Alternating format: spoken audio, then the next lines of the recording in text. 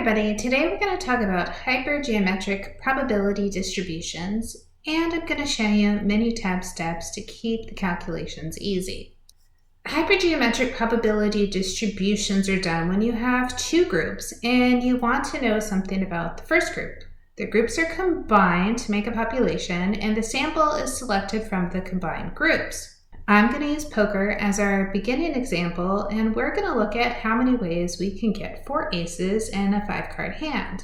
This means X is going to be the number of aces we have in a hand of poker. And the two groups that we have are either the card is an ace or the card is not an ace. There are 4 aces in our group, which means we have 48 that are not aces. We're selecting 5 cards in our hand. We're going to start by finding the probability that we get 3 aces. To find that probability, we need to figure out the number of ways we can get 3 aces and divide by the number of ways we can get 5 cards. If we're getting 3 cards that are aces, that means we're getting 2 cards that are not aces. So in our probability, we're going to take a combination of 4 choose 3. That's how many ways can I get 3 aces out of 4. Because I need 2 more cards, I need to look at how many ways can those 2 cards not be aces. So from the 48 other cards, how many ways can I pick 2? Then I'm going to divide by the number of ways I can get 5 of 52 cards. We can put this in our calculator like we've done combinations before, and I'm going to do each part. 4 choose 3 gives me 4. 48 choose 2 is 1,128. The combination of 52 choose 5 is 2,598,960. This all reduces down to about 0.0017. But let's go to Minitab to show you how easy we can do this using technology. To start, I click Calc, and then I go down to Probability Distributions. We want the probability density function. And this time we just want from a single value. And our value is 3. We want to have 3 aces. Our distribution is hypergeometric. Our population size N is the total number of cards, 52. Then our event count in the population, M, is equal to the number of aces, which is 4. The sample size is our hand of 5 cards, and I'm going to select OK.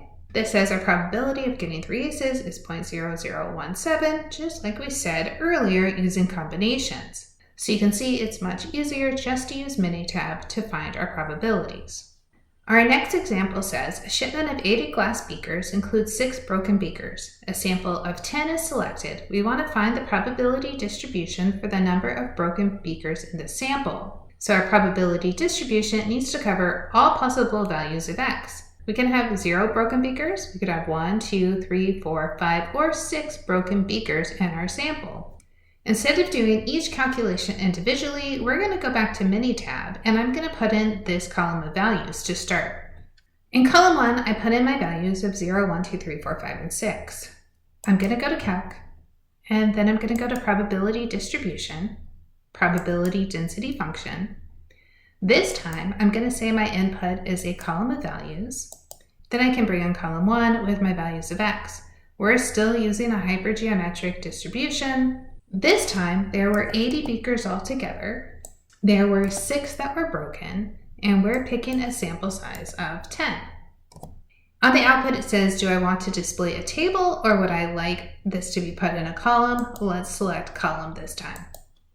This now gives me the probability of each particular outcome. So the probability of getting 0 broken beakers is 0.436. The probability of getting just 1 would be 0.403. Then I can see 2, 3, 4, 5, and 6. So I can see all my probabilities done all at once. And if I added these all up together, I would get 100%. So let's try one more. A homeowners association represents 2 adjacent communities. One community has single-family homes, the other community has townhomes. The association can have 8 members on its board. If 12 people from the single-family community and 10 from the townhomes are randomly selected, find the probability that A, only single-family owners are on the board, B, only townhome owners are on the board, and C, 6 single-family owners and 2 townhouse owners are on the board. In this case, our population size is 12 plus 10, which is 22. The event count is 12. It's my single family owners, and my sample size, I'm picking 8 people on the board.